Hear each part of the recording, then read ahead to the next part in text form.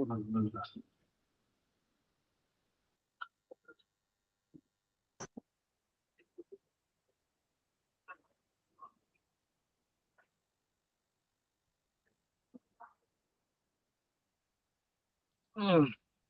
कृष्ण प्रभु जी, दंडवत प्रणाम। दंडवत प्रणाम। चक्षुरुन्मीलितं येन तस्मै श्री गुरुवे नमः। जय श्री कृष्ण चैतन्य प्रभु नित्यानंद श्री अद्वैत गदाधर श्रीवासादि गौर भक्तवृंद। हरे कृष्ण कृष्ण कृष्ण हरे हरे, हरे राम राम राम हरे।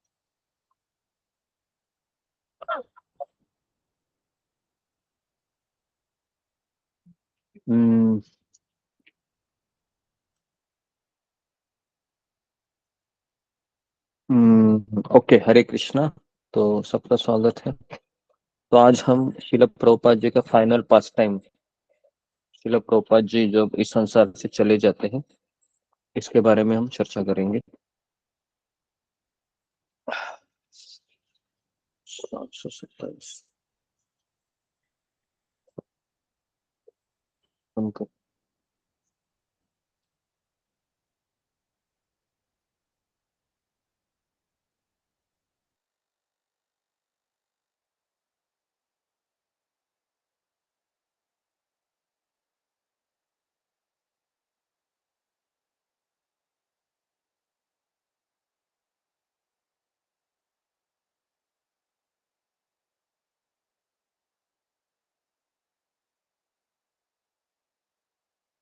ओके, हरे कृष्णा।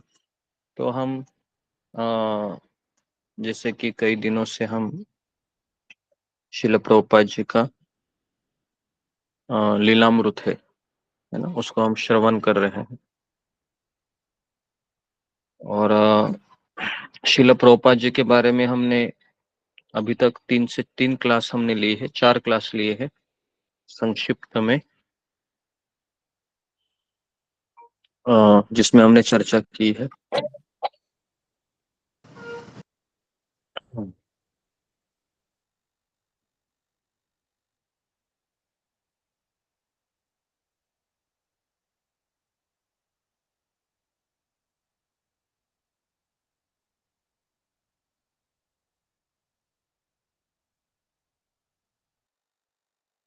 हरे कृष्णा जी, दंडवत प्रणाम। हरे कृष्णा सभी। तो उसके पश्चात फिर श्रील प्रभुपाद जी ने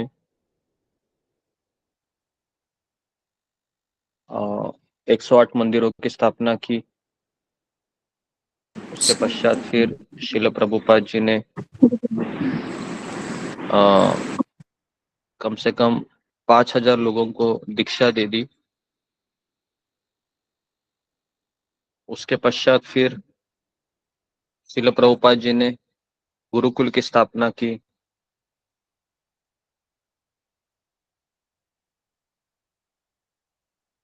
और उसके पश्चात श्रील प्रभुपाद जी ने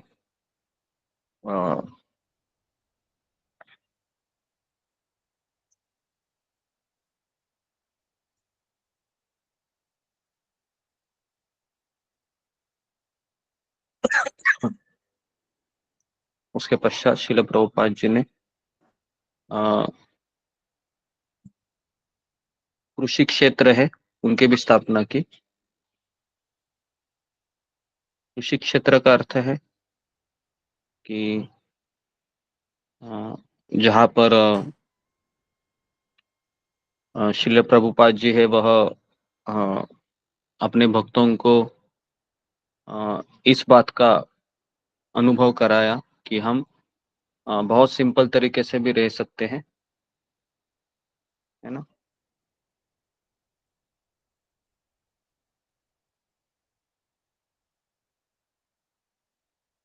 और अपने बच्चों को गुरुकुल में डालकर एक बहुत अच्छा जीवन भी हम उनको दे सकते हैं।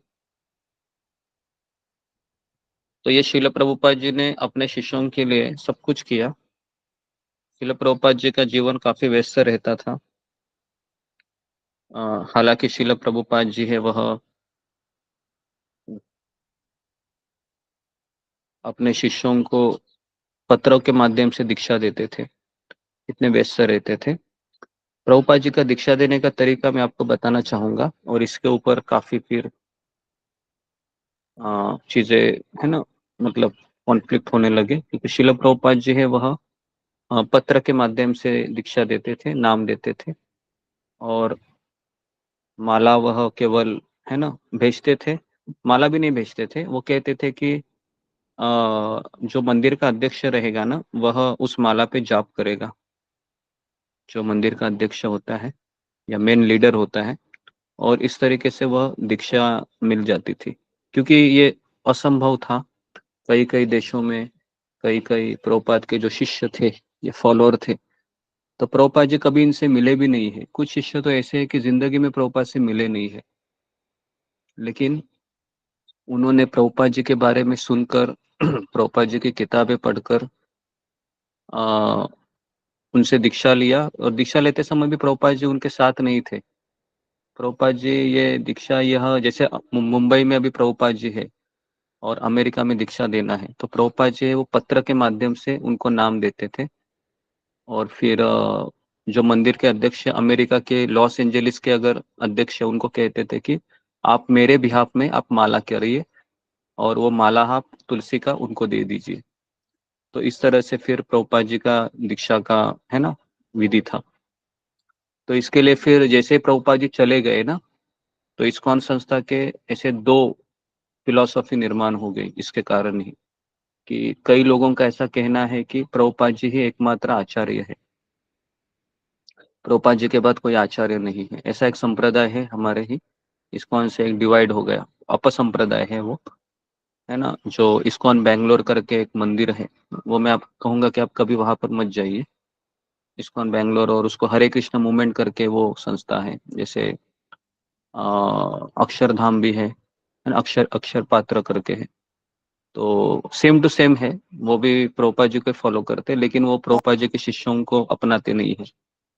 और तो उनका ऐसा कहना है कि प्रभुपाद जी अल्टीमेट आचार्य है, लेकिन हमारा ऐसा नहीं है। हमारे जितने भी प्रभुपाद के शिष्य हैं, राधानाथ स्वामी महाराज, जयपताका स्वामी महाराज, परम पूज्य गोपाल कृष्ण गोस्वामी महाराज, परम पूज्य लोकनाथ गोस्वामी महाराज, परम पूज्य नव योगेंद्र स्वामी महाराज, तो इतने सारे प्रभुपाद ने शुद्ध भक्तों का निर्माण किया, है ना। तो जी, तो ये मुझे कहना इसलिए जरूरी समझा, क्योंकि आपको सारी चीजें पता होनी चाहिए, और इससे भ्रमित होने की कोई आवश्यकता नहीं है, क्योंकि जब जब कोई महान संस्था का निर्माण होता है, तो उसमें अपर संप्रदाय भी जन्म लेते हैं। तो अभी हम आपको एक बहुत ही हृदय को है ना अ, छू छू देने वाली कथा हम आपको बताएंगे, जो हमें जिससे पता चलेगा कि शिला प्रभुपाद जी का है ना कितना अपने भक्तों के लिए समर्पण था। ठीक है जी, तो मैं फाइनल लेसन करके प्रभुपाद जी का एक चैप्टर है इस लीलामृत का, वो मैं आपको बताने जा रहा हूँ। सब लोग अपने कैमरा को ऑन कीजिए, माइक को बंद कीजिए।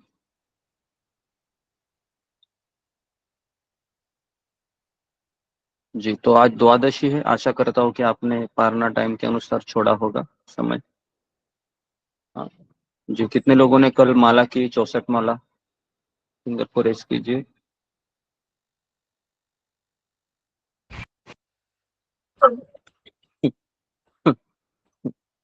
ठीक,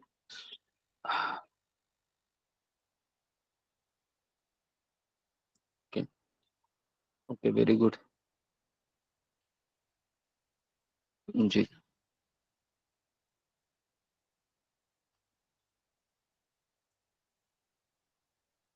जी, ओके, कम से कम आ, जी 23-25 लोगों ने 64 माला की, वेरी गुड, बहुत अच्छा है।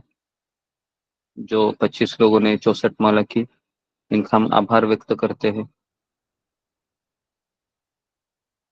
हम्म,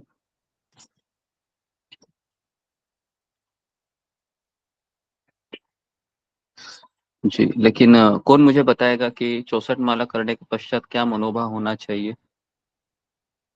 कोई मुझे बताना चाहेगा? फिंगर को रेज कीजिए। मेरी 64 माला होने के पश्चात मेरा क्या मनोभाव होना चाहिए? इससे जी, रेखा काड़े। हरे कृष्णा गुरुजी, दंडवत प्रणाम। मेरे लिए इतनी माला करने की जरूरत ही है, इसीलिए मैंने इतनी माला की है, ऐसा मनोभाव होना चाहिए।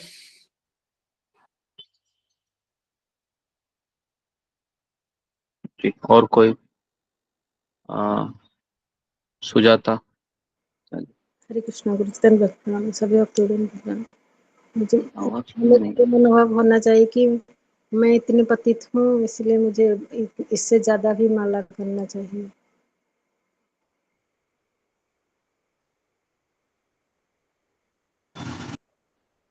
अशोक चावला प्रभु।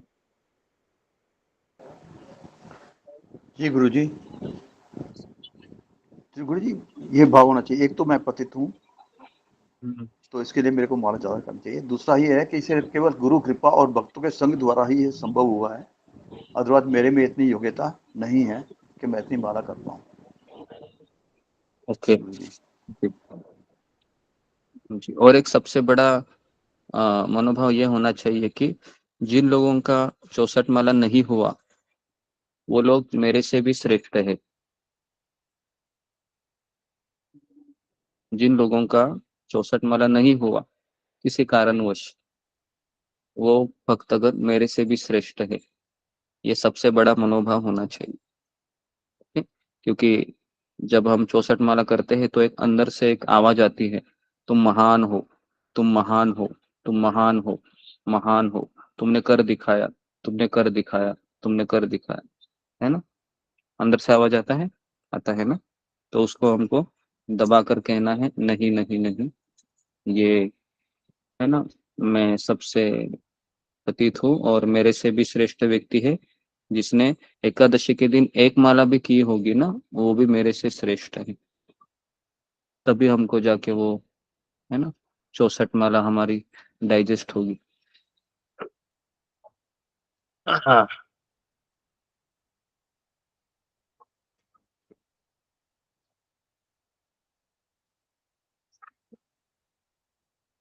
अंतिम पाठ, ठीक है। तो अंतिम पाठ में आप ध्यान पूर्वक सुनिए, मैं आपको इसके फोटो भी भेजता हूँ सबसे पहले।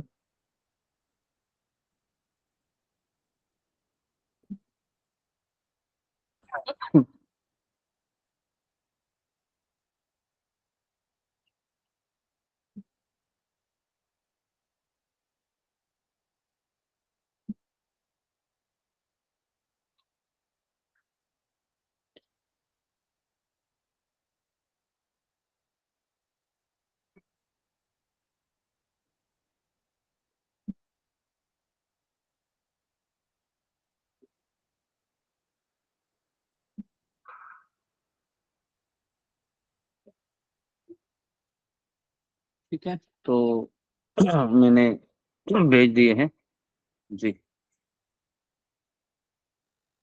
तो हाँ, प्रकरण 55 अंतिम पाठ।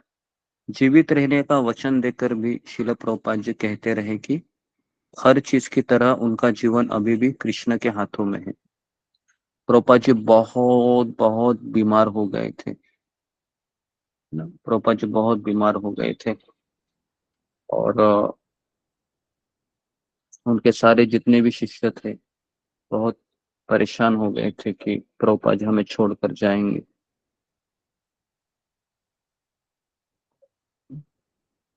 जी, तो जी अशोक चावला प्रभु इस पेज को पढ़िए जरा, पहले पेज को, एक जी गुरुजी, पैराग्राफ। जी गुरुजी, जीवित रहने का वचन देकर भी श्रीला प्रभुपाद कहते रहे कि हर चीज की तरह उनका जीवन अभी भी कृष्ण के हाथों में है।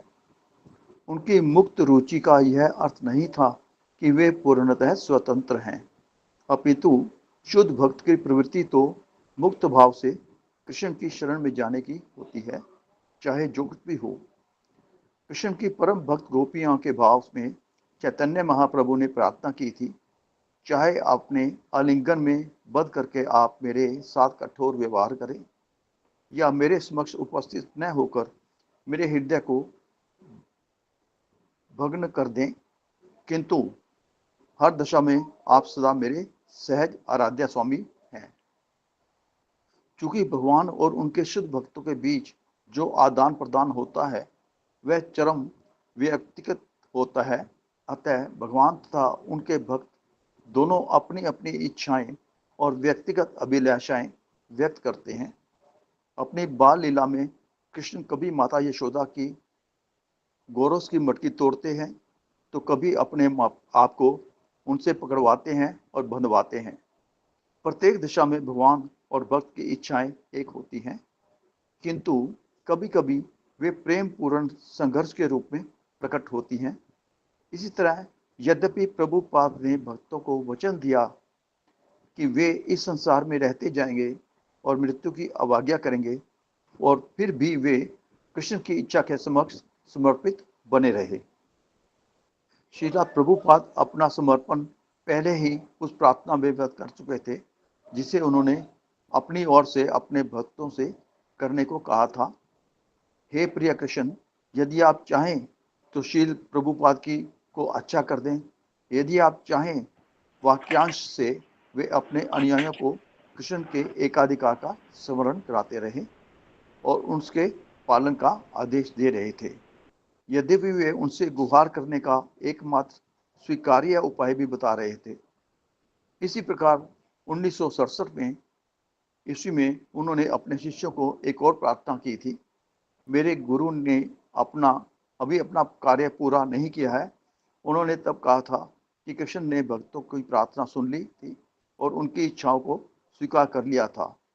श्री प्रभुपाद स्वयं भक्तों की प्रार्थनाएं सुन रहे थे। और बस गुरु जी इतना ही है ओके, यहाँ पर रुक जाइए जी। तो जैसा कि अभी अशोक चावला प्रभु ने पढ़ा, आपको थोड़ा समझ में आया होगा कि शिला प्रभुपाद जी के शिष्य हैं, बहुत चिंतित थे प्रभुपाद जी के लिए। उनके शिष्यों के लिए शिला प्रभुपाद जी माता पिता से भी बढ़कर थे, क्योंकि प्रभुपाद जी ने हरे कृष्णा निभाया था, केवल गुरु का ही रिश्ता नहीं निभा। हाँ, प्रभुपाद जी ने सारे रिश्ते निभाए थे, माता पिता मित्र मार्गदर्शक। तो इसके लिए ये जितने भी शिष्य थे प्रभुपाद जी के ऊपर पूरी तरीके से आश्रित थे। ये लोग अपने माता पिता को नहीं जानते थे, इवन कुछ लोगों का शादी भी हुआ था, लेकिन किसी के लिए पत्नी पति मैटर नहीं करता था, सबके लिए शिला प्रभुपाद जी ही मैटर करते थे। तो जब नई नई शादी हो गई, श्याम सुंदर प्रभु, मालती माता जी, गुरुदास प्रभु, यमुना माता जी, फिर है ना मुकुंद प्रभु, जानकी माता जी। तो नई नई शादी में कैसा होता है कि जो जो नई दाम्पत्य होते हैं, है ना, उनका अपने एक दूसरे से बहुत आकर्षण होता है ना, नई नई शादी होती है तो। लेकिन आप बिलीव नहीं करोगे, इन्होंने जैसे शादी किया, ये तीन कपल ने, तो ये प्रभुपाद जी के तरफ आकर कहे कि अभी हमें क्या करना है। और प्रभुपाद जी ने इनको कहा कि आप तुरंत लंदन चले जाइए और वहां पर एक केंद्र का स्थापना कीजिए। आप कल्पना कर सकते हैं, मुझे लगता है कि भारत में होना तो ये असंभव है ना। अमेरिकन लोग ही ये कर सकते हैं, क्योंकि अमेरिकन लोग शादी के पहले उनका गृहस्थ पूरा हुआ होता है। आप समझ रहे हो ना। तो इसके लिए इनके लिए वो शादी एक ऐसा था कि ठीक है, पहले से हम शादीशुदा की तरह रह चुके हैं, तो उसके लिए उनके लिए ऐसा कुछ नई चीज नहीं थी।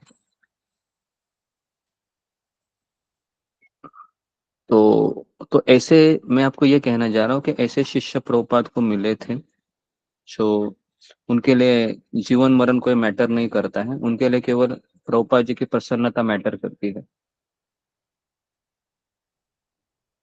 तो वो शिला प्रभुपाद जी अभी अंतिम पाठ पढ़ा रहे थे।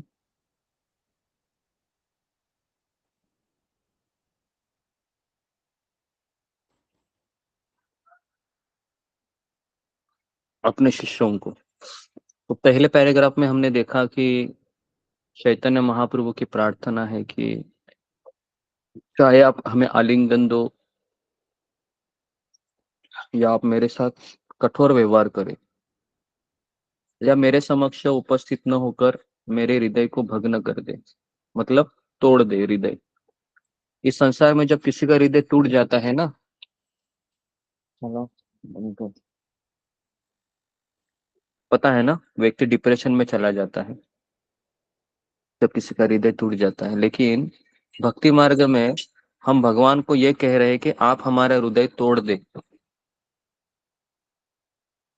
फिर भी हम डिप्रेशन में या निराश नहीं होंगे। क्यों? क्योंकि आप ही हमारे आराध्य रहेंगे। ठीक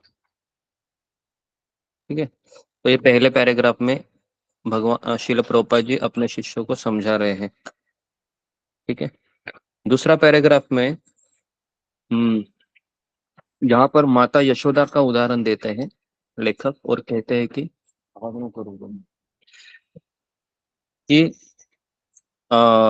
अपनी बाल लीला में कृष्ण कभी माता यशोदा की मटकी तोड़ते हैं, अपने आप को उनसे पकड़वाते हैं और बंधवाते हैं। प्रत्येक दशा में भगवान और भक्त की इच्छाएं एक होती हैं। यद्यपि प्रभुपाद ने भक्तों को वचन तो दिया था कि मैं इस संसार में रहना चाहता हूं, लेकिन कृष्ण की इच्छा समर्पित है ना, कृष्ण की इच्छा के समक्ष वो भी समर्पित बने रहे। कि वैसा कहा गया है, तो श्रील प्रभुपाद जी ये जानते थे कि पूरा संसार ये कृष्ण की इच्छा से चलता है, और इसलिए तीसरे पैराग्राफ में श्रील प्रभुपाद जी अपने भक्तों को कहते हैं कि आप कृष्ण से ये कहिए, हे प्रिय कृष्ण, यदि आप चाहे तो प्रभुपाद जी को अच्छा कर दे। यदि आप चाहे तो हमारे गुरु प्रभुपाद जी को अच्छा कर दे, और मेरे गुरु ने अभी अपना कार्य पूरा नहीं किया था। तो अगर कृष्ण ने प्रार्थना सुन ली तो मुझे जीवित रखेंगे, और अगर कृष्ण ने प्रार्थना नहीं सुनी, अगर कृष्ण ने प्रार्थना नहीं सुनी तो वो अपने शरीर को छोड़ देंगे। तो कृष्ण ने उन्हें विकल्प दिया था। तो श्रील प्रभुपाद है ना, अभी हम आगे बढ़ते हैं सेकंड पेज में। समर्पित जीव की भांति वे सदैव कृष्ण की इच्छा के प्रति संवेदनशील रहकर आगे की घटनाओं की प्रतीक्षा कर रहे थे। ठीक है, तो इस चीज को आप लोग जरा नोट कीजिए कि संवेदनशील का अर्थ है कि सेंसिटिव, है ना, कि आगे जो होने जा रहा है तो कृष्ण की इच्छा के रूप में उसको स्वीकार करना। तो अभी आपको जो हम बताने जा रहे हैं, है ना, ये ऐसा प्रसंग है जैसे एक भगवान और भक्त के बारे में आपने सुना होगा, लेकिन यहाँ पर श्रील प्रभुपाद जी और उनके शिष्यों के बीच जो भावनात्मक आदान प्रदान हो रहा है या होगा, ये इससे आपको पता चलेगा कि ये लोग श्रील प्रभुपाद जी के लिए कितने समर्पित थे।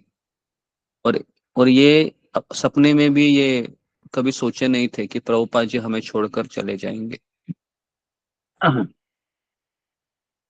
ठीक है, तो उनके शिष्य ये भगवान के सामने प्रार्थना कर रहे थे कि आप प्रभुपाद जी को यहाँ पर ही रखिए, उनको छोड़कर, है ना, हम उनको छोड़कर नहीं जी सकते।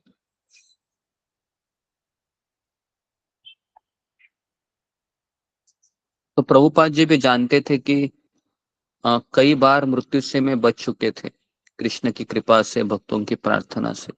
लेकिन 1977 में उनको एक संकेत मिले थे कि प्रभुपाद जी को ऐसा लगा कि अभी मुझे जाना ही होगा, है ना, अभी मुझे मरना होगा।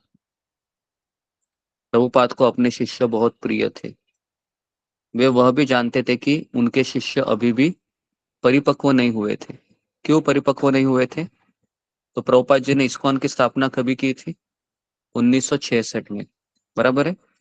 और अभी कितने साल हुए थे 1976 77 माइनस 1966 कितने हो गए? 11 साल हुए, बराबर है। तो केवल 11 साल ही पुराने भक्त थे ये, है ना। 10 और 11 ही साल हुए थे सबको। तो इसके लिए कोई जानता ही नहीं था कि प्रभुपाद जाने के बाद मुझे क्या करना है। तो इसलिए यहाँ पर लिखा हुआ है कि ये परिपक्व नहीं थे, कभी भी कुछ भी गलतियां करते थे।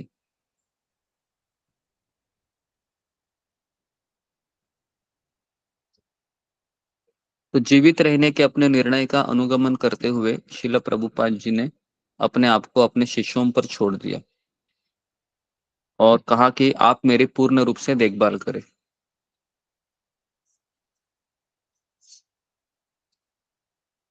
तो जो उनकी देखभाल में सहभागी बने, है ना, उन्हें याद आया कि प्रभुपाद ने अपने और अपने शिष्यों के बीच इतने घनिष्ठ व्यवहार की अनुमति इसके पहले कभी नहीं दी थी, है ना, जिन्होंने उस समय सेवा की प्रभुपाद की। तो जी, तो कहने का अर्थ है कि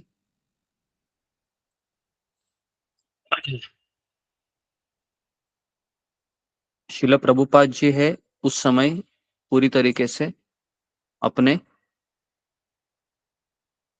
शिष्यों के ऊपर आश्रित थे, क्योंकि प्रभुपाद जी की पत्नी थी उस समय, उनके पास नहीं थी, उनके बच्चे थे नहीं थे, कोई नहीं थे, है ना।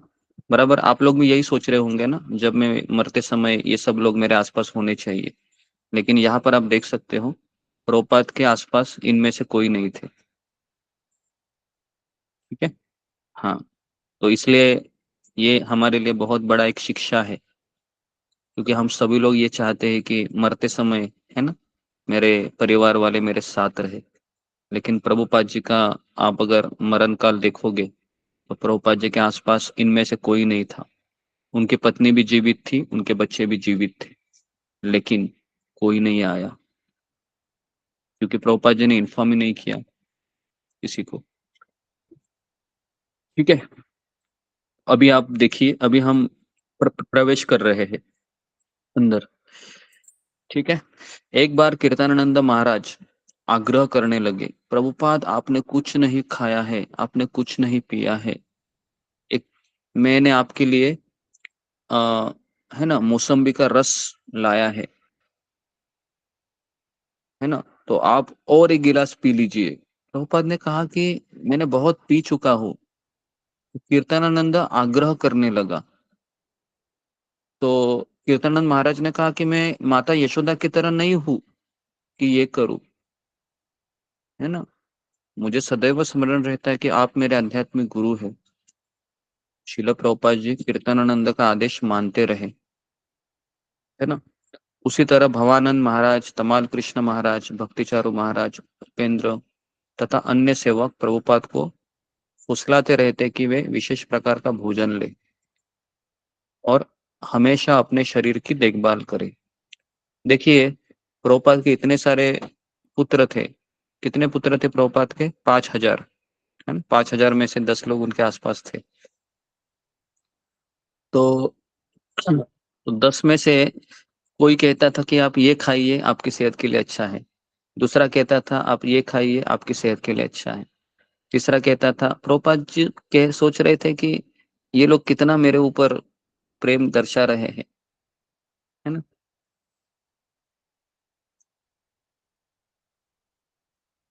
तो शिला प्रभुपाद जी ने मरने की शिक्षा देना स्थगित कर दिया, ताकि उनके शिष्यों को उनके सरल प्रेम भाव से उनकी सेवा का अनुपम अवसर मिल सके। तो जब पूरी दुनिया में पता चला कि प्रभुपाद जी बहुत बहुत बहुत बहुत बीमार है तो सारे केंद्रों में ये घोषणा कर दी कि आप मंगल आरती के समय प्रभुपाद के लिए प्रार्थना करें। तो उनके शिष्य बहुत चिंतित हो रहे थे। America, Africa, Russia, Australia, New Zealand, जितने भी देशों में केंद्र थे, सारे देशों के केंद्र के भक्तगण बहुत चिंतित होने लगे। कुछ लोगों ने फ्लाइट पकड़ के वृंदावन में आ गए, जिनको ऐसा लग रहा था कि मुझे प्रभुपाद को देखना है, तो है ना, फ्लाइट पकड़ के आ गई।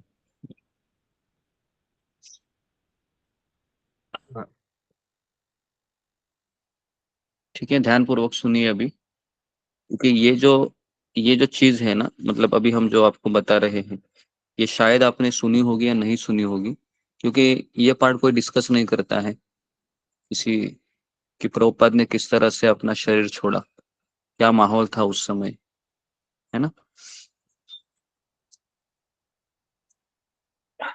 तो आ, बहुत से लोग अमेरिका से, रशिया से, पाश्चात्य देशों से मिल देखने के लिए आए।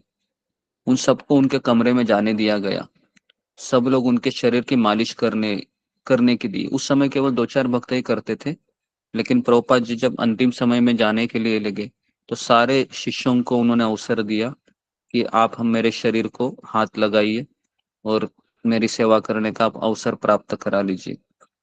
जब तक वे चाहे उनके साथ बैठने दिया गया, पहले ऐसा नहीं था। और उनकी प्रसन्नता के लिए 24 घंटा कीर्तन करते थे वहां पर भक्तगण। 24 घंटा मतलब रात को 12 बजे, 1 बजे, 2 बजे, 3 बजे, 4 बजे कंटिन्यू कीर्तन चलता था। श्रील प्रभुपाद ने अनुवाद कार्य पुनः आरंभ कर दिया। प्रभुपाद जी रात को बीमारी की अवस्था में भी 1 बजे उठ के हल्के हल्के से बोलते थे ऐसे। आप समझ लीजिए कि प्रभुपाद जी ऐसे बेड पर सोए हुए हैं और पीछे तकिया लगाया है, और एक उनका शिष्य है, एक डिक्टाफोन है जो रिकॉर्डिंग फोन रहता है ना, उसको दबाते थे, और प्रभुपाद जी बहुत अपने बीमारी आवाज से बात करते थे, उससे अनुवाद करते थे, है ना, और वह रिकॉर्ड होता था। इसको कहते हैं सेवा। सेवा सुख दुख परम संपद। जिसने इस चीज को समझ लिया कि सेवा में मुझे सुख मिलेगा और दुख भी मिलेगा, सेवा में हमेशा सुख मिलेगा, वह भक्त नहीं है। वह फिर क्या बोल सकते हैं उसको, कुछ अपेक्षा लेकर वो यहाँ पर आया है। सेवा में दुख भी मिलता है, और मैं आपको बताऊं 90% सेवा में दुख ही मिलता है, 10% सुख मिलता है। अभी देखिए प्रभुपाद जी का शरीर जर्जर हुआ था, 80 साल उनका हुआ था, लेकिन फिर भी वो अपने गुरु के आदेश का पालन करने के लिए कटिबद्ध थे। बिस्तर में लेटे हुए प्रभुपाद जी भक्ति वेदांत तात्पर्य लिख रहे थे। आप सोचिए, प्रभुपाद जी बिस्तर पर लेटे हैं, प्रभुपाद जी का शरीर दुख रहा है, प्रभुपाद की सांसें है रुक रुक के आ रही है। इस हालत में मैं और आप होते थे तो हम ये सोचते थे कि कृष्ण मैंने बहुत कर लिया, अभी अभी मुझे सुकून से मरने दो। लेकिन प्रभुपाद जी उस समय भी अपनी सेवा दे रहे थे, और यही चीज है, ये मुझे प्रभुपाद के जीवन में बहुत अच्छा लगा कि कोई भी व्यक्ति है मरते समय है इतना परिपक्व, इतना समर्पित नहीं हो सकता, है ना, क्योंकि हमने मरते समय देखा है कि उतनी चेतना नहीं होती है, क्योंकि प्रभुपाद ने खाना पीना सब छोड़ दिया था। प्रभुपाद ने खाना पीना बाद में प्रभुपाद छोड़ देते हैं, है ना, कि प्रभुपाद जी ने सोच लिया अभी मुझे मरने का है। तो जी, तो अभी मैं आगे पढ़ता हूँ। तो प्रभुपाद पहले एकांत में रहकर कार्य करना पसंद करते थे, है ना, लेकिन अब वे सभी भक्तों को अपने पास आने को प्रोत्साहित करने लगे। वे अपने आप को पूर्णतया दे रहे थे, कह रहे थे कि आपको जैसा मुझे यूज करना है आप कीजिए, और इसे घोषित भी कर रहे थे। उपस्थित भक्तों से वे कहते थे मुझे कभी मत छोड़ना। क्या बोलते थे प्रभुपाद जी? प्रभुपाद जी कहते थे मुझे कभी मत छोड़ो और मैं तुम लोगों के बिना नहीं रह सकता। अभी ये कहना थोड़ा सा अजीब लग रहा है, क्योंकि शिला प्रभुपाद जी अपने शिष्यों को कह रहे हैं, जितने भी भक्त थे, कि मुझे तुम कभी मत छोड़ना और मैं तुम लोगों के बिना नहीं रह सकता, है ना। ये सोचो प्रभुपाद जी जब ये बोल रहे होंगे तो उनके शिष्यों को कैसा फील रहता हो, या कैसी फीलिंग उनको आती होगी, बराबर है ना। तो उन्होंने उनसे जीवित रहने की प्रार्थना तो की थी उनके शिष्यों ने कि आप जीवित रहिए, और वो राजी भी हो गए, ठीक है मैं जीवित रहूंगा, और कहा कि आप मेरी देखभाल कीजिए फिर मैं जीवित रहूंगा। जिनको उनकी ऐसी सेवा करने का सौभाग्य प्राप्त था, वे अपने आप को सब तरह की हिचक और भौतिक इच्छा के मुक्त होने का अनुभव कर रहे थे। वेरी वेरी इंपॉर्टेंट सेंटेंस है। जिन्होंने इस सेवा के अवसर का सौभाग्य मिला, उनको ऐसा लग रहा था कि मेरी सारी भौतिक इच्छाएं खत्म हो गई है, और उनको लग रहा था कि मैं मुक्त हो गया हूं। क्यों? क्योंकि वह प्रभुपाद जी की व्यक्तिगत सेवा में लगे थे, है ना। श्रील प्रभुपाद की अंतरंग सेवा करने से वे पूर्ण समर्पण की शक्ति का अनुभव कर रहे थे। उन्हें लग रहा था कि प्रभुपाद के अंततः इस संसार से विदा लेने के बाद भी यह शक्ति उनको हमेशा संभाल लेगी।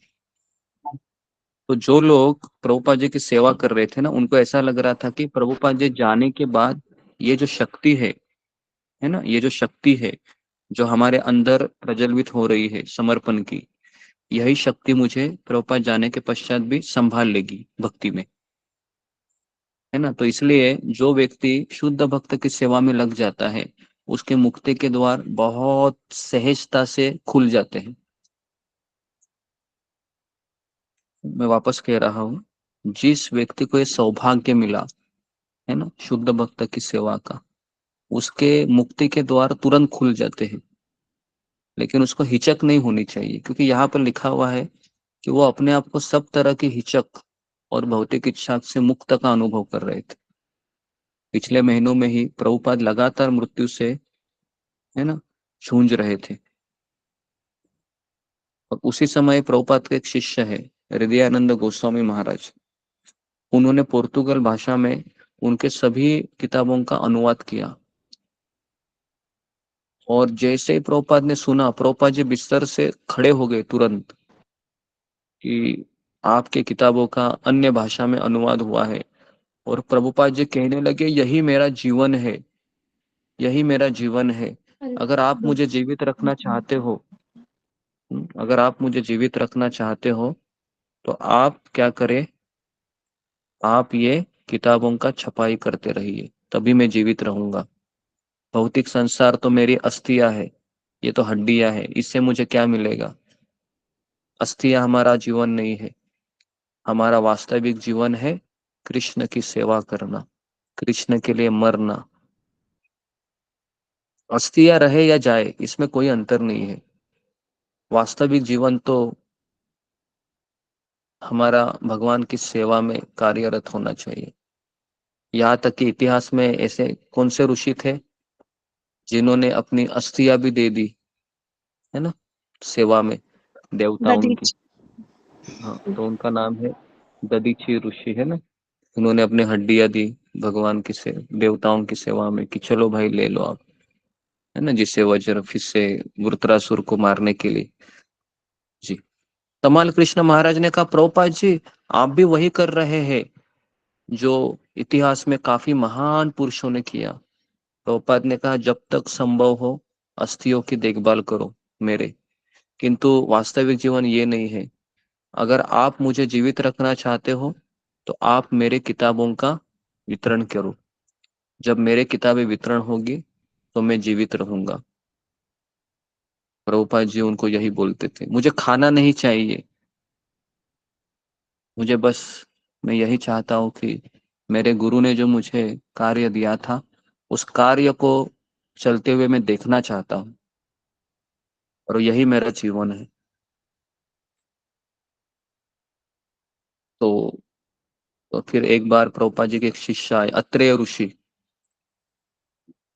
अत्रेय ऋषि प्रभुपाद जी से मिले और कहा कि मैं आपको तेहरान ले जाने के लिए आया हूँ। तेहरान मतलब, है ना, एक तेहरान, ये मुझे लगता है कि मिडल ईस्ट है ना। जो तेहरान पता है किसको, किसका कैपिटल है?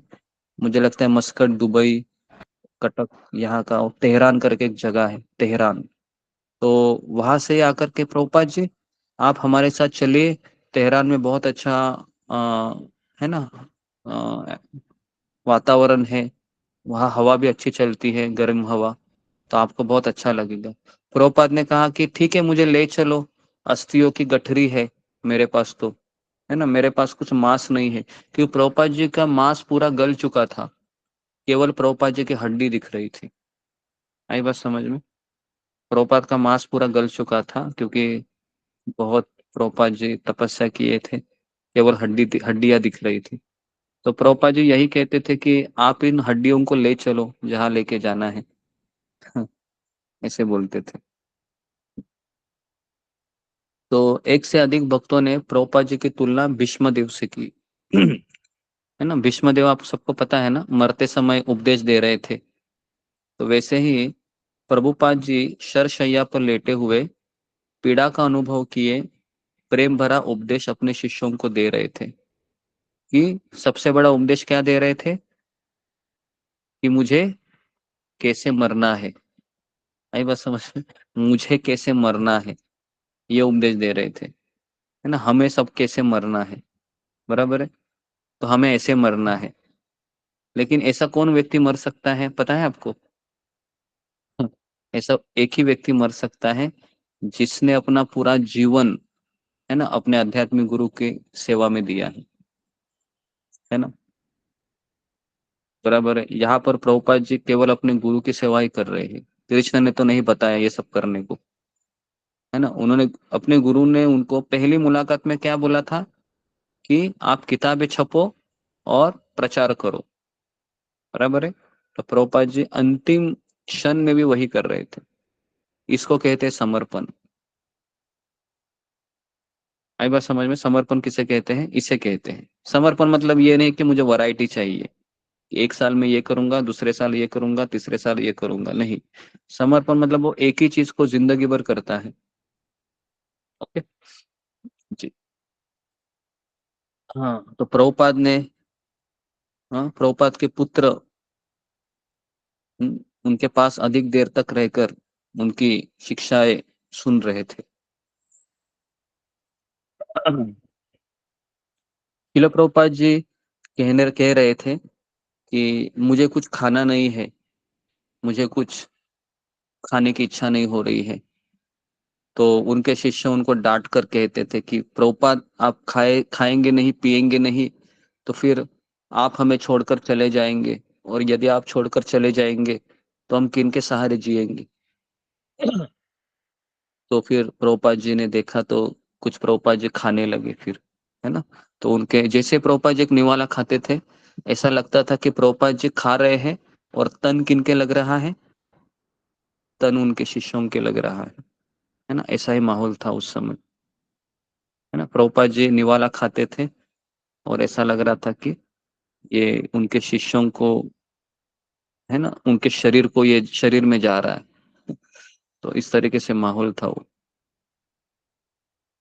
तो शिला प्रभुपाद जी ने वापस खाना पीना बंद कर दिया, और अपने शिष्यों के साथ फिर उन्होंने कहा कि, है ना, अभी आप अपना सेवा कीजिए, मुझे खाना पीना नहीं है, तो मैं प्रस्थान के लिए अपनी अभी तैयार हूँ, मुझे भी जाना है यहाँ से, मुझे यहाँ से जाना है। ठीक है। तो अभी वापस उनके शिष्य डिस्टर्ब हो गए कि, है ना, कृष्ण की इच्छा के बिल्कुल अनुरूप चल रहे थे वो, पवित्र नाम का ही उन्हें आधार था। क्योंकि प्रभुपाद जी हमेशा कहते डॉक्टर को मत बुलाओ, मैं बीमार हूँ, डॉक्टर को मत बुलाओ, बस केवल मेरे सामने हरे कृष्ण का कीर्तन चलने दो 24 घंटा, यही मेरी दवाई है, और मैं इसी के सहारे जीना चाहता हूँ। मैं और आप ऐसा नहीं कर सकते, हाँ क्या? आपको हॉस्पिटल में जाना है, दवाई लेना है, ठीक है। प्रभुपाद जी का लेवल कुछ और था। नहीं तो आप बोलेंगे कि कीर्तन कीजिए माता पिता, है ना, हमें दवाई नहीं चाहिए।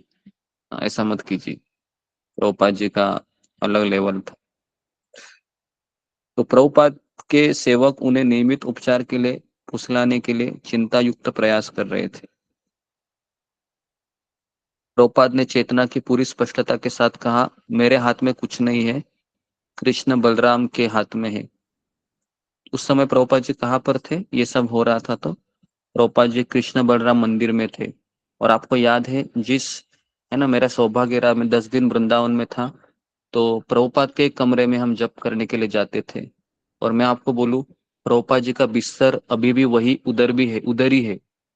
उसी बिस्तर के सामने ही सब लोग जप करते हैं, जिस बिस्तर पे उन्होंने शरीर छोड़ा। आज भी वो बिस्तर वहीं पर है ना। सोचो, जिस बिस्तर पर वो 50 साल पहले लेटे थे, वो बिस्तर आज भी है। और बहुत उसको पॉलिश किया हुआ है, बहुत सुंदर तरीके से उन्होंने रखा है ना। और अगर आप उसको स्पर्श भी कर सकते हैं, तकिया को, है ना, और आपको ऐसा लगेगा कि प्रभुपाद जी की अनुभूति होगी कि प्रभुपाद जी इसी तकिया में लेटकर अपने शरीर को छोड़े थे, है ना। ये वृंदावन के कृष्ण बलराम मंदिर में अभी भी वो कमरा है। एटलीस्ट आप प्रभुपाद जी को देखने के लिए तो एक बार वृंदावन जरूर आइए। प्रभुपाद जी का आपको अस्तित्व पूर्ण रूप से दिखाई देगा, है ना, अनुभव होगा वृंदावन में।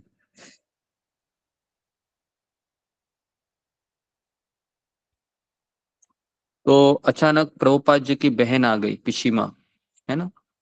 और प्रभुपाद ने कहा कि तुम खिचड़ी बनाओ मेरे लिए। तो कीर्तनानंद महाराज ने कहा कि आ, कि वह क्यों आपके लिए खिचड़ी बनाएगी, हम तो है ना आपके लिए खिचड़ी बनाने। प्रभुपाद ने कहा कि वो मेरी बहन है और एक वैष्णवी भी है, मेरे लिए अच्छा यही है कि वो मेरे लिए कुछ बनाए।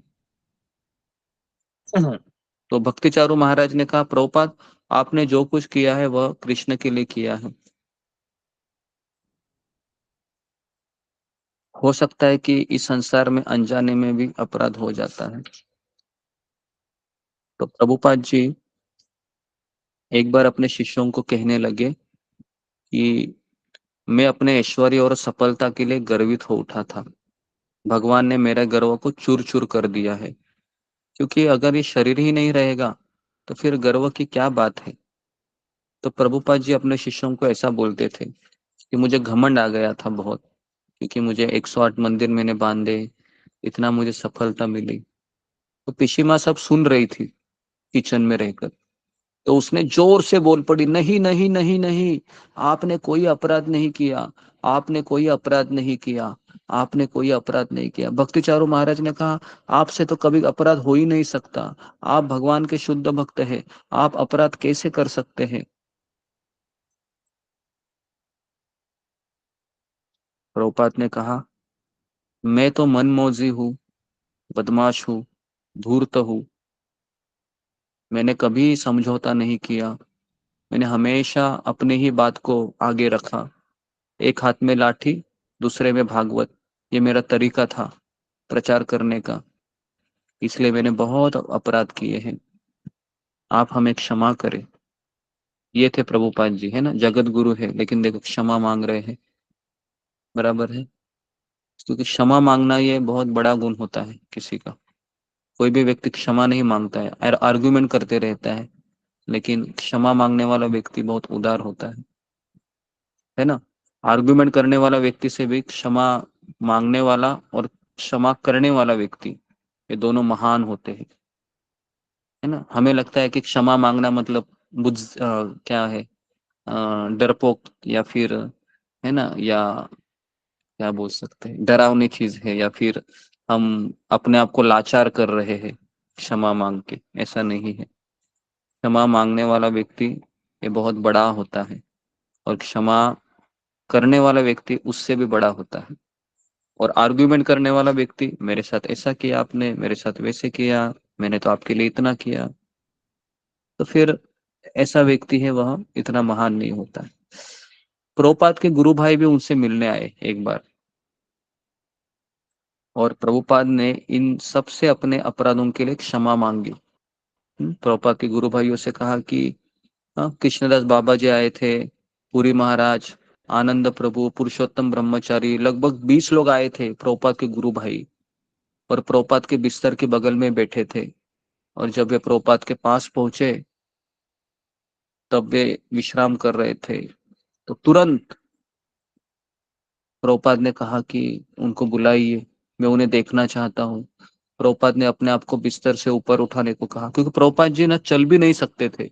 प्रभुपाद को टॉयलेट आता था तो उनके शिष्य टॉयलेट साफ करते थे। प्रभुपाद जी को कहीं अगर उठना था तो एक दो शिष्य उनके पीठ को ऐसे, है ना, हल्के से रखते थे और ऐसे उनको उठाते थे। और फिर प्रभुपाद जी ऐसे बैठ गए और उनके गुरु भाई है ऐसे चारों ओर से ऐसे बैठ गए, 20 लोग आए थे। और प्रभुपाद ने कहा कि आ, हमें आप क्षमा कर दीजिए, हमें आप क्षमा कर दीजिए, हमने बहुत अपराध किए हैं। तो उन्होंने कहा कि आपने अपराध ही नहीं किया है, आपने तो चैतन्य महाप्रभु का भविष्यवाणी को सत्य करके दिखाया है। चैतन्य महाप्रभु ने जो भविष्यवाणी की थी, पृथ्वी ते आथे यथ नगरादिग्राम, सर्वत्र प्रचार होए बे मोरा नाम, तो आपने तो पूरे संसार में पवित्र नाम को बांटा है, तो आपने अपराध कैसे किया है? प्रभुपाद ने फिर भी अपने गुरु भाइयों से क्षमा मांगी और कहा कि मुझे क्षमा करे, क्योंकि मैंने प्रचार करने का तरीका बहुत गलत था।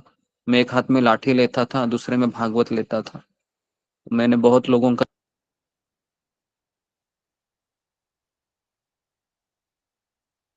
वॉइस नहीं आ रही गुरुजी। ऐसा मत कहिए।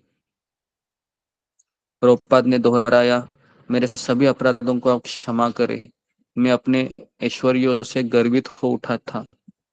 पूरी महाराज ने कहा कि नहीं नहीं, आप में गर्व कभी नहीं था। जब आपने प्रचार आरंभ किया तो ऐश्वर्य और सफलता आपके कदम चूमने लगी, आपके अपराधी होने का प्रश्न ही नहीं उठता। प्रभुपाद ने अपने आप को महापतित कहा कि मैं महापतित हूँ। पूरी महाराज ने कहा कि नहीं नहीं, आप महापतित पावन हो। पूरी महाराज ने कहा आप पतित पावन हो। तो आपने तो संसार के लाखों लोगों का उद्धार किया है, अतः अपराध का कोई प्रश्न ही नहीं उठता। आप महापतित पावन है ना। तो प्रभुपाद ने के शिष्यों ने प्रभुपाद के अपने गुरु भाइयों से क्षमा मांगने को, उतनी विनम्रता को समझा, है ना। तो प्रभुपाद जी ऐसा नहीं है, देखो एक शुद्ध भक्त होता है ना, वो उनके प्रचार कार्य से भी ज्यादा उसकी विनम्रता से सुशोभित होता है ना। क्योंकि एक भक्त का सबसे बड़ा सुंदर गहना है कि वो विनम्र होता है, किसी के भी पैर छूने के लिए वो तैयार होता है। तो प्रभुपाद जी के, है ना, में ये गुण था कि प्रभुपाद जी उस समय जगत गुरु थे, प्रसिद्ध थे, पूरी दुनिया उनके कदम चूमती थी। लेकिन वही प्रभुपाद जी अभी माफी मांग रहे हैं, है ना। वही प्रभुपाद जी अभी कह रहे कि आप हमें क्षमा करें। तो प्रभुपाद जी सच्चे मन से कह रहे थे। तो इस तरीके से शिला प्रभुपाद का अभी एक अंतिम पड़ाव आने वाला है। तो मैं थोड़ा सा एक 10-15 मिनट लेता हूँ, लेकिन कल का जो सेशन रहेगा वो आपको बहुत सुंदर रहेगा, क्योंकि उसमें प्रभुपाद जी को लेकर उनके शिष्यों के बीच भी तनाव होता है। क्योंकि एक शिष्य कहता है कि ये मत करो, दूसरा शिष्य कहता है ये होगा तो प्रभुपाद जी की जान जा सकती है, वो कहता है कि ऐसा करोगे तो प्रभुपाद जी अच्छे होंगे। तो उनके शिष्य आपस में झगड़ने लगते हैं प्रभुपाद को लेकर। और ये सुंदर मैं आपको, है ना, प्रसंग कल मैं बताऊंगा, क्योंकि ये आज खत्म, आज तुरंत नहीं हो सकता। लेकिन प्रभुपाद जी के जो शिष्य है लोकनाथ स्वामी महाराज, है ना, अभी भी है। ये लोकनाथ स्वामी महाराज है, ऐसे शिष्य है जो बहुत बहुत पुराने शिष्य है ये प्रभुपाद के। प्रभुपाद ने उनको संन्यास दिया और प्रभुपाद ने ही इनको अपने व्यक्तिगत रूप से कई बार इनके पास रखा है। और अगर आप प्रभुपाद से प्रेम देखना चाहता है तो लोकनाथ स्वामी महाराज ने किताब लिखी है मेरे प्रभुपाद, उसको पढ़िए। जितने भी प्रभुपाद के शिष्यों ने किताब लिखी है ना अपने गुरु के लिए, वो पढ़िए, आपको पता चलेगा कि उनके लिए अपने गुरु के बारे में हृदय में कितनी जगह है। अगर आप सही में भक्ति क्या है ये देखना चाहते हो तो उस किताबों को पढ़िए। इतना सुंदर किताब है, लोकनाथ स्वामी महाराज ने लिखा है मेरे प्रभुपाद, फिर भक्ति विकास महाराज ने लिखा है, कई सारे प्रभुपाद के शिष्यों ने लिखा है ना, अपने गुरु के बारे में। और ये सारे जो सेंटेंस है, सारे शब्द है, ये हृदय के आर पार चले जाते हैं। हृदय को भेद देती, चीर देती है ना, उनका जो प्रेम है वो। तो शिल प्रभुपाद के शिष्य है लोकनाथ महाराज। ये बैलगाड़ी से भारत भर के गांवों में धर्मोपदेश कर रहे थे। जब लोकनाथ महाराज को प्रभुपाद के बारे में बताया गया कि प्रभुपाद जी बहुत बीमार है, तो वह बद्रिक आश्रम में थे उस समय, और उन्होंने कहा कि मैं प्रभुपाद जी को बैलगाड़ी में बिठाकर वृंदावन की परिक्रमा करवाऊंगा। धमाल कृष्ण महाराज भवानंद ये प्रभुपाद की बहुत व्यक्तिगत सेवा कर रहे थे। उन्होंने कहा प्रभुपाद, क्योंकि प्रभुपाद ने भी कहा कि मैं वृंदावन की परिक्रमा करना चाहता हूँ बैलगाड़ी में बैठकर। और प्रभुपाद का शरीर कैसा हुआ था आपको तो पता ही था, केवल हड्डियों का ढांचा था। और प्रभुपाद के शिष्य कहने लगे कि प्रभुपाद जी, अगर आप वृंदावन के ऐसे है ना पत्थर के ऐसे सड़कों से अगर आप बैलगाड़ी से जाओगे तो आप जीवित कैसे रहेंगे। किसी ने कहा कि प्रभुपाद जी हमारे गुरु हैं, उनकी अंतिम इच्छा का पालन हो जाए। किसी ने कहा कि प्रभुपाद जी का शारीरिक स्वास्थ्य ज्यादा जरूरी है। तो ऐसे दो गुट बन गए उस समय, है ना। प्रभुपाद का जर्जर शरीर उबड़ खाबड़ सड़कों की यात्रा सहन नहीं कर सकता। शिला प्रभुपाद ने तर्क दिया कि परिक्रमा करते समय अगर मैं मर जाऊं, ये बहुत ही श्रेयस्कर है ना। परिक्रमा करते समय अगर मैं मर जाऊंगा तो मेरे लिए तो बहुत अच्छा है, ऐसे प्रभुपाद जी ने कहा। अभी भक्तों के बीच विवाद खड़ा हो गया। कुछ ने कहा कि परिक्रमा पर जाने की इच्छा का गुरु के आदेश का पालन हो जाए, वे उसे चाहते थे, अतः उन्हें मना नहीं करना चाहिए। किंतु डॉक्टर ने भक्तों को कहा कि प्रभुपाद का शरीर बैलगाड़ी के हिचकोले सह नहीं सकेगा। अभी प्रभुपाद के पलंग के चारों ओर एकत्र शिष्यों के विचार भिन्न भिन्न थे, और प्रभुपाद जी सबको देख रहे थे। सब लोग टेंशन में थे।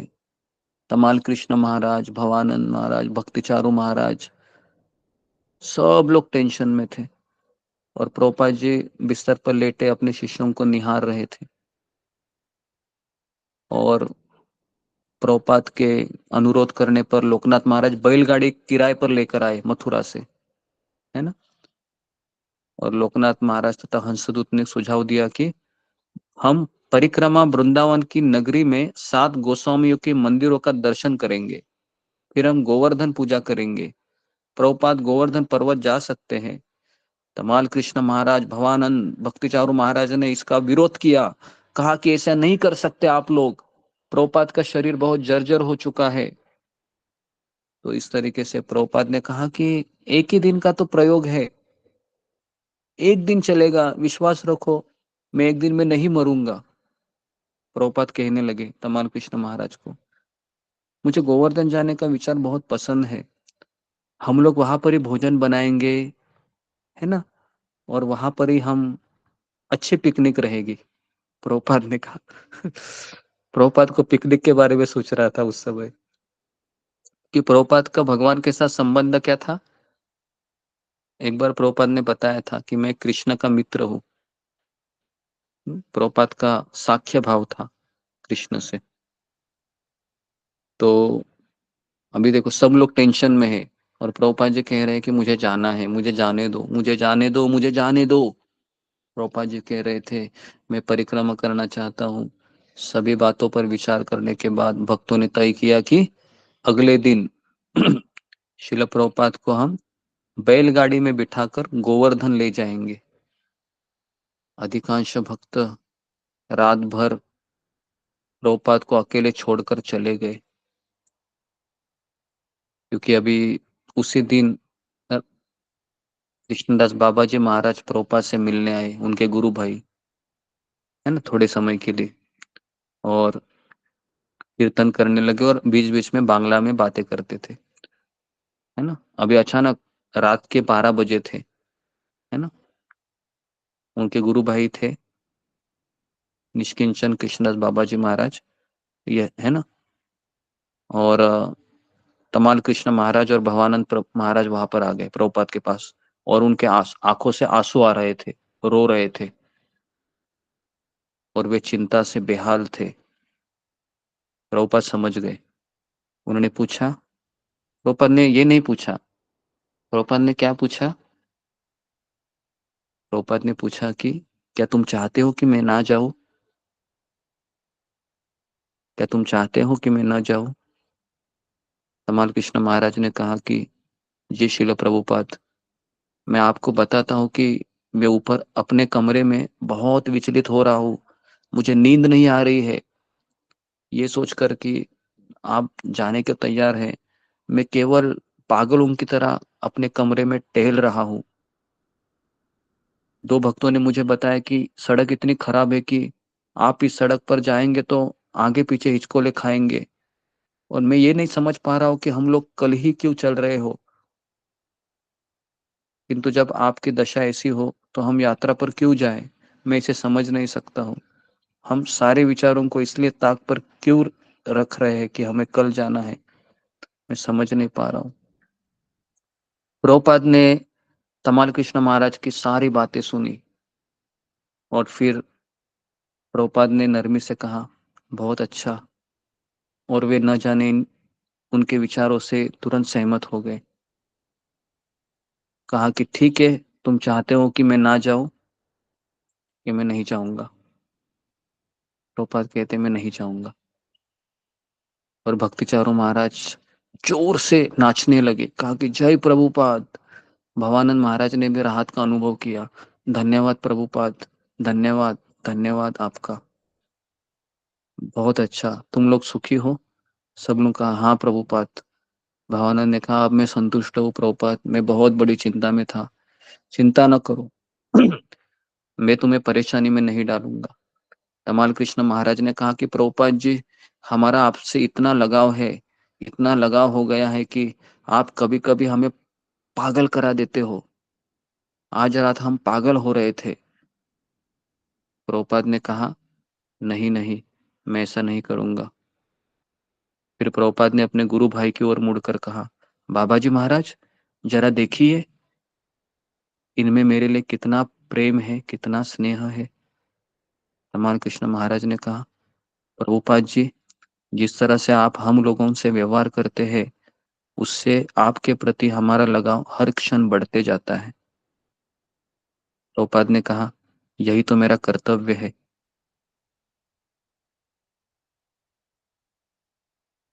प्रभुपाद ने कहा, यही मेरा कर्तव्य है। क्यों ऐसा प्रभुपाद ने कहा? क्योंकि प्रभुपाद जानते थे कि ये अगर मुझसे आसक्त हो जाएंगे तो इनके लिए मेरी बात सुनते रहना, कृष्ण भक्ति में टिके रहना बहुत आसान होगा। तो इसलिए प्रभुपाद ने कहा, यही मेरा कर्तव्य है कि आपका लगाव हर क्षण में बढ़ाता रहूं। और सभी भक्त फिर हंसने लगे। वे समझ सकते थे कि यही उनका कर्तव्य था। प्रभुपाद का मंतव्य अपने सभी कार्यों और व्यवहारों से जीवात्माओं को वश में करके उन्हें कृष्ण अर्पण करना था। उनकी विधि प्रेम भक्ति की विधि थी, किंतु वे इसे अपने लिए नहीं करते थे, वे उन्हें कृष्ण को अर्पित कर देते थे। यह उनका कर्तव्य था। तो ये जो पास्ट टाइम है, ये जो मैंने अभी बताया है ना, तो ये थोड़ा सा ही था, तो मैंने इसको कवर किया, है ना। तो अभी 14 नवंबर 1977 को 7:30 बजे शाम के, इसको नोट कीजिए, 14 नवंबर, ये डेट आपको याद रखना बहुत आसान है, क्योंकि इस दिन में आपको पता होगा ना, 14 नवंबर इसको बाल दिन भी कहा जाता है, बराबर है। 14 नवंबर 1977 को ठीक 7:30 बजे शाम को वृंदावन के कृष्ण बलराम मंदिर में प्रभुपाद ने आखिरी सांस ली और इस नश्वर संसार को छोड़कर भगवान के धाम लौटकर अपना अंतिम उपदेश दिया। उनका प्रयाण अनुसरणीय था, क्योंकि उनका पूरा जीवन अनुसरणीय था। उनका प्रयाण कृष्ण की शुद्ध प्रेम भक्ति को समर्पित एक जीवन पूर्णता का सूचक था। अपने अंत के कुछ दिन पूर्व प्रभुपाद ने कहा था कि यथासंभव उपदेश दे रहे थे। उनके सचिव ने कहा, आप हमारी प्रेरणा हो। प्रभुपाद ने उत्तर दिया, हाँ, वह मैं अंतिम सांस तक देता रहूंगा। प्रभुपाद की अंतिम सांस महिमा मंडित थी, इसलिए नहीं कि अंतिम समय में उन्होंने कोई चमत्कारिक प्रदर्शन किया। नहीं, कौन बताएगा? प्रभुपाद की अंतिम सांस बहुत महिमा मंडित थी। अगर आपने देखा होगा, क्यों ऐसा कहा गया लेखक ने? क्योंकि वो अंतिम सांस तक पूर्ण तरीके से कृष्ण भावनामय थे, है ना, अंतिम सांस तक। तो हमारा बहुत बड़ा सौभाग्य है कि हम ऐसे आंदोलन में हैं जहां पर ऐसे आचार्य ने शरीर छोड़ा है। फिर भी लोग प्रभुपाद को छोड़कर जब जाते हैं तब बहुत दुख लगता है, क्योंकि ऐसे आचार्य है जिन्होंने पूरी जिंदगी कृष्ण के लिए दी। तो हमारे लिए कहीं दूसरी जगह जाने का कोई सवाल ही नहीं उठता है। हम जब श्रील प्रभुपाद जी के बारे में जानते हैं, समझते हैं, तो हमारे मन में कभी ये विचार ही नहीं आना चाहिए कि हम इस्कॉन को छोड़कर कहीं दूसरी जगह जाए, क्योंकि हमारे लिए जो प्रभुपाद ने किया है ये किसी इस संसार के आचार्य कर ही नहीं सकता, असंभव है। तो इसलिए हमें प्रभुपाद जी ने जो हमें कहा है उसको हमको समर्पित होना चाहिए, है ना, यथाशक्ति। मैं यहाँ पर रुकता हूँ।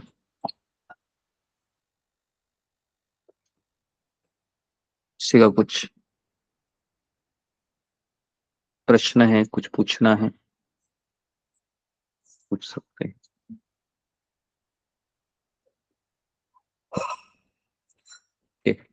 तो आशा करता हूँ कि ये फाइनल लेसन चैप्टर है। ये रिकॉर्डिंग तो हुआ होगा, आशा करता हूँ। इसको आप सुनिए, आपको पता चलेगा कि प्रभुपाद जी का जो अंतिम पाठ था वो हमारे लिए बहुत ही, है ना, हृदय को चीरने वाला है। कि प्रभुपाद ने अंतिम समय में भी ऐसा उपदेश दिया कि शायद ही कोई दे सके, है ना, अपने शिष्यों के बीच रहकर, उनके साथ रहकर, क्षमा मांगकर, काफी चीजें प्रभुपाद ने सिखाई अंतिम दिन में, अंतिम पड़ाव में। ठीक है, तो यहाँ पर मैं रुकता हूँ। आप सबका बहुत बहुत धन्यवाद। श्रील प्रभुपाद की जय। गुरु महाराज। हरे हरे कृष्ण हरे कृष्ण।